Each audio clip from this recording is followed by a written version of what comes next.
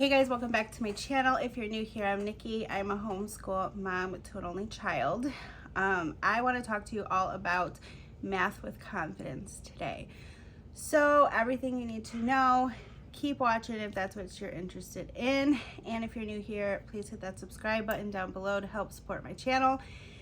And keep watching.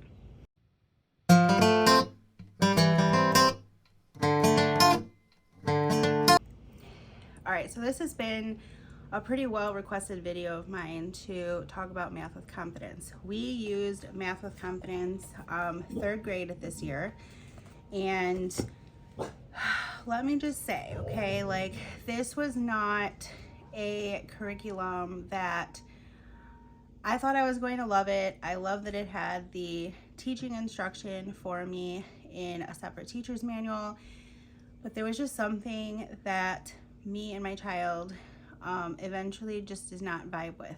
She claimed that she really liked it, but she also pushed back quite a bit, and I'm kind of understanding why. So math with confidence goes over a ton of things, okay? So in the very first book, there are two student books. So there's a part 1 and a part 2, I think they call it, I don't know. Yeah, part A, part B. So in part A, we go over reviewing addition and subtraction, multiplication, mental math and word problems, multiplication part 2, numbers to 1,000, fractions, money, multiplication part 3. Then in part B, we go over length, perimeter, and area, division part 1, numbers to 10,000, division part 2, geometry, elapsed time, division part 3, weight and capacity. So full range here, 16 units. The way that math with confidence is taught is very, in my opinion, different. I think it came from a good place of like how The Good and the Beautiful had literally word for word what to tell your child. But in my opinion, it just didn't quite come out with ease as well as when we use The Good and the Beautiful. So I no longer have the teacher's guide. When we were done with school, I popped that baby on Facebook Marketplace and it was gone like that. So I don't even have it to show you in this review, but I can insert some pictures to show you what your like lesson or one lesson looks like. I also have other math with confidence videos that I can try to remember to link down below, but they are on my channel if you want to check those out. I may have flip throughs in there as well. So I feel like I have so much to say and I don't know where to start. So if this comes out in a very unorganized order, I apologize. I do not prep these videos. So let's just talk about the student part first. So there is, okay, back up. Let's talk about the teacher part. There is a lot. Lots of resources, and for some that may be a really great thing, but for me it overwhelmed me. The materials list is quite extensive. You need to kind of create your own math box and have the manipulatives for some of these lessons. Not every lesson, but a lot of them, they require some type of manipulative. Lots of games, and the games were okay.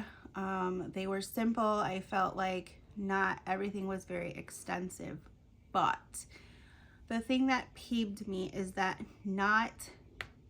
the directions are not laid out in the student textbook. So everything is relied upon the teacher. So if you have a student who may like to jump ahead or do something while someone's working with another family member, or just someone who likes to see direction, that is not going to be the curriculum for you, because in the student book, we're going to talk about this because this was a big reason why we did not vibe. So it starts out with the lesson activity. In the lesson activity, as you can see, there is not one direction on this page. So for my child who's impatient, looks at this and goes, oh, I know how to do that, and starts plugging things in. But in reality, she doesn't know how to do that because I not necessarily taught her the lesson. So Miss Impatient over here has to listen to me talk. But there's like a part A and a part B. So part A has usually some type of lesson activity, and then part B sometimes can include like the game or something. But as you can see, even if it is a game, like round to the nearest 10 crash, that is a game.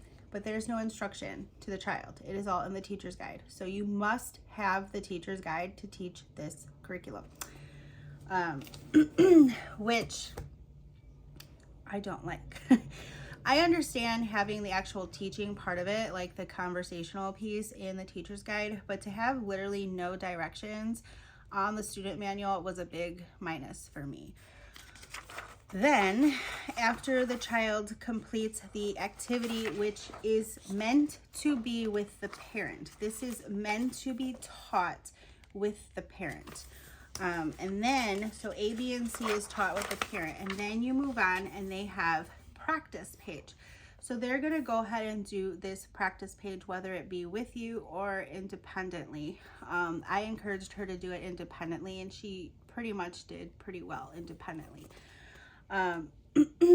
So she would go ahead, where now we're on the practice, so it does include the directions, because they want the child to do this independent. So practice is based upon the lesson that is taught, and then she has a review page in the same lesson that is going to go back onto earlier concepts taught. So it's kind of a review of things that she's already learned to this point. So that I liked. I appreciated the practice and review, and not just like questions about or problems about the lesson that was just taught. I appreciate the constant going back and thinking and using their brain on previous concepts. So that was okay. Now, then obviously it goes on to the next lesson. Again, no directions. As you can see, it has to be taught in the teacher's guide. So I do appreciate that it is in color. I do appreciate that they're not all the same. You're not going to have the exact same format every single lesson. So it does freshen things up a little bit. As you can see, like for this one, the practice page is literally just problems, but I feel like they're spaced out enough to not look super overwhelming to a child. And then the review page, similar.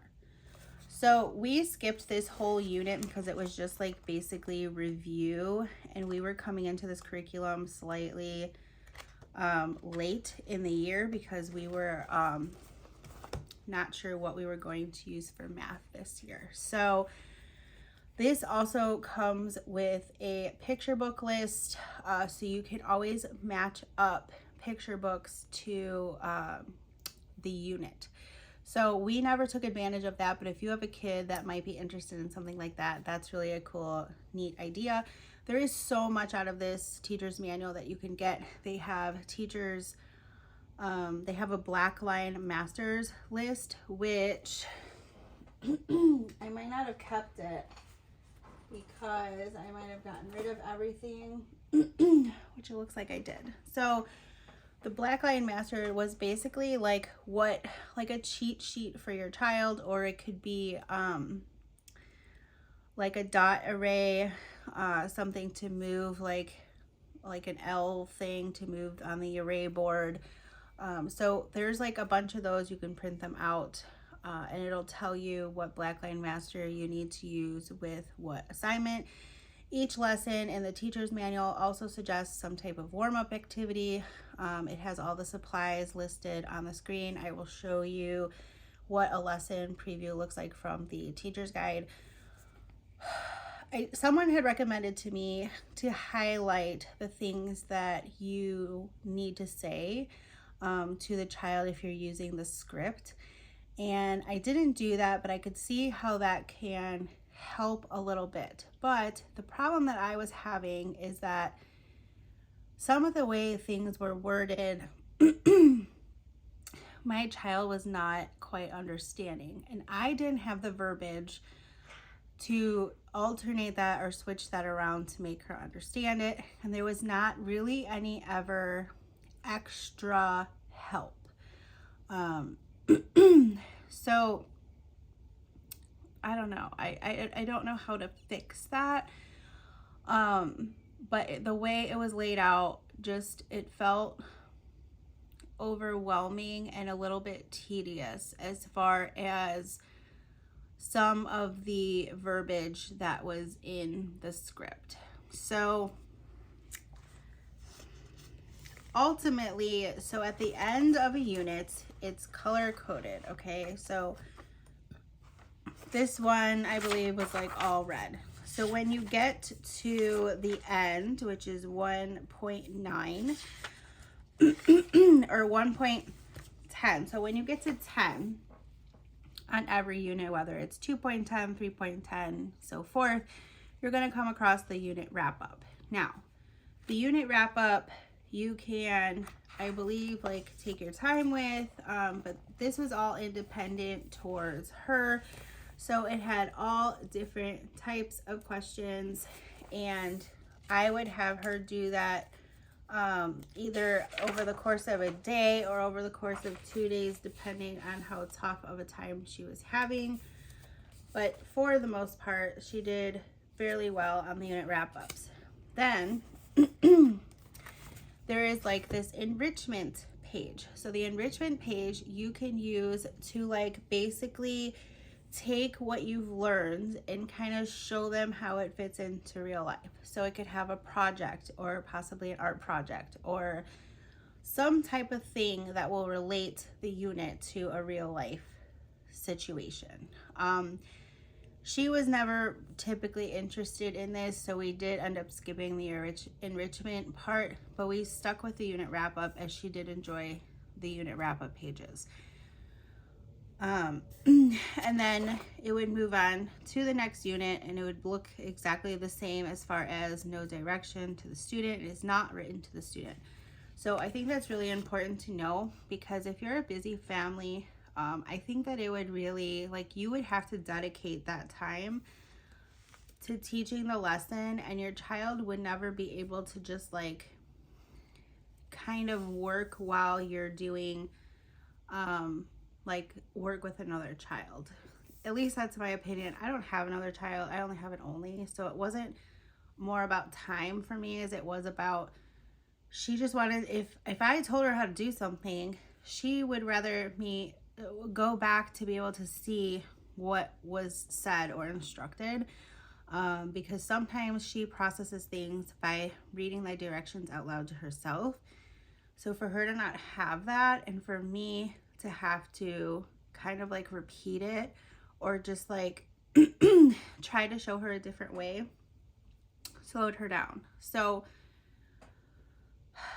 in my opinion, it's just a lot. We skipped a lot of the games because either I didn't have the manipulatives, or it'll be like, play the same game that you played 90 pages ago.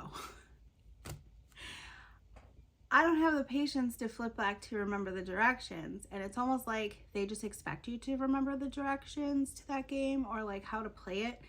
But if we skipped it back then we didn't know it now and say we wanted to play it now, so I'd have to go like hunt in the teacher's manual to go find it, or it might have listed a page number or lesson that it was taught. But I don't know. I think because we came from The Good and the Beautiful, and it was so manipulative heavy in their early editions, and that is what we used for her growing up, that it was really hard for us to take on another curriculum that had heavy manipulatives, that you can get away with not using them, but there are some lessons where it is crucial to like teach the lesson to have the manipulative. So with that being said, this is kind of like my full circle review on Math with Confidence Level 3. We will not be using this for 4th grade next year. At one point, we were literally fighting every day. It became a battle to get her to do math, and she used to really enjoy it. So for her to have this like struggle and just like pushback, it wasn't working. And at one point I'm just like, why am I forcing her to just complete it? So I just went, we're done. And I pushed it aside. And I was like, no more fighting. I have to find something that works for both of us. Because she could tell that it was also my frustrations along with hers. And when you get to that point where a curriculum is not working for the both of you, you're going to butt heads. You're going to struggle. So I pushed it aside and we started working out of some Kumon workbooks. And over break, I think I'm going to incorporate some math games because I want to redevelop that love that she had for math. And I think Math with Confidence in our homeschool really killed that love for her. Now, do I think it's a bad curriculum? Not at all. It's just not for us. It's not the type of curriculum that I need for her. And next year I'm looking for something that is more directed to the student and possibly has the video option. So we are going back to the Good and the Beautiful because level 4 has it written to the student and it has a video option for every single lesson, which is unbelievably awesome. So that way she can read the lesson, she can decide if she needs more help and watch the video, or she can skip reading the lesson and just watch the video and complete the problem. So I'm hoping that that's the answer to our problems. But just know that with Math with Confidence, you do need the teacher's guide. You do need to come up with some of the manipulatives, and you do need to print out like the black line masters. I mean, you could rip them out of the book, but I don't remember the teacher's manual being perforated pages, so they were a little bit more difficult. And they do have, like, I believe a link where you can download the Blackline Masters worksheet pages to print off.